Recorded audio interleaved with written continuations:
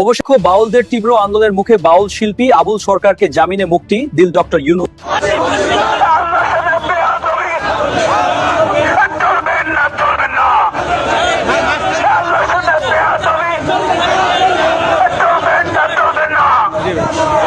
বাংলাদেশের 90% মুসলমান এই মুসলমানের বাংলাদেশে বসে আল্লাহকে নিয়ে রাসূলকে নিয়ে কটূক্তি করা হবে।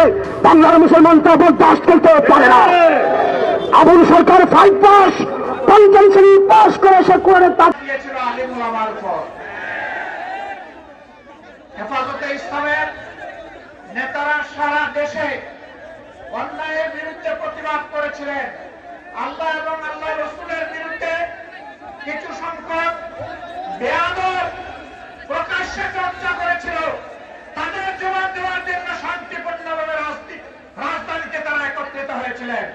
13 সালের 5 মে সেখানে বর্বর হামলা চালিয়ে রাতের অন্ধকারে অসংখ্য মানুষকে খুন করা হয়েছিল।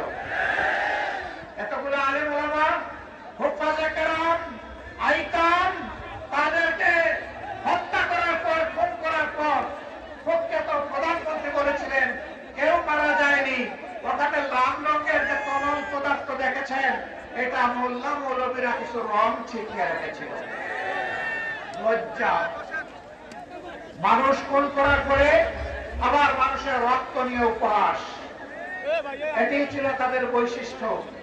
এরা রক্ত হাতে করে ক্ষমতায় এসেছিল আর রক্তাক্ত হাত নিয়ে ক্ষমতা থেকে বিদায় নিয়েছে।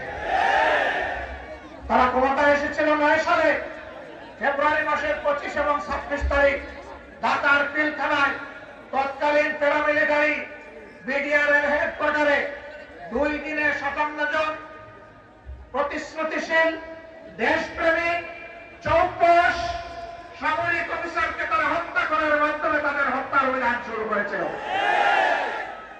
আর 24-এর গণবিপ্লবে ছাত্র, তরুণ, যুবক, কৃষক, শ্রমিক, মা বোনদের বুকে, ভাইদের বুকে, সন্তানদের বুকে গুলি চালিয়ে কারি কারি লাশ ফেলে দিয়ে যখন সামাল দিতে পারে নাই, তখন যারা বলেছিল অমুকের কন্যা দেশ ছেড়ে পালায় না, তাই তখন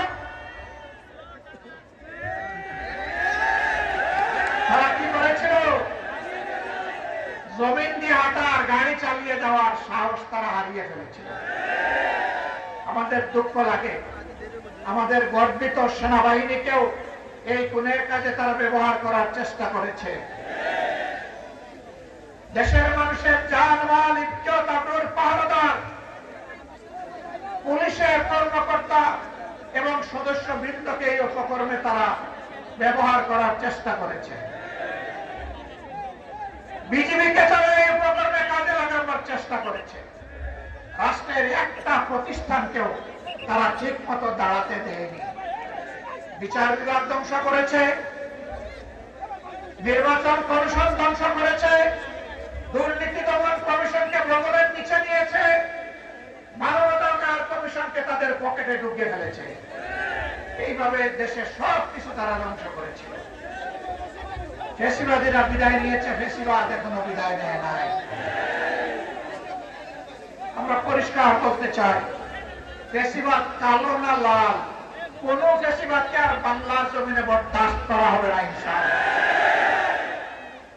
কেউ যদি ফেসিবাদের ভাষায় আবার কথা বলেন, কেউ যদি আবার ফেসিবাদীদের মতো আচরণ করেন, তারা কোন পথ খুঁজে পাবেন আমরা জানি না, কিন্তু আমরা তাদেরকে পরিষ্কার ভাবে বলে দিতে চাই, বাংলার জমিনে এই দেশের আপামর ছাত্র, তরুণ, মেহনতি জনতা আর ফেসিবাদকে বরদাস্ত করবে না।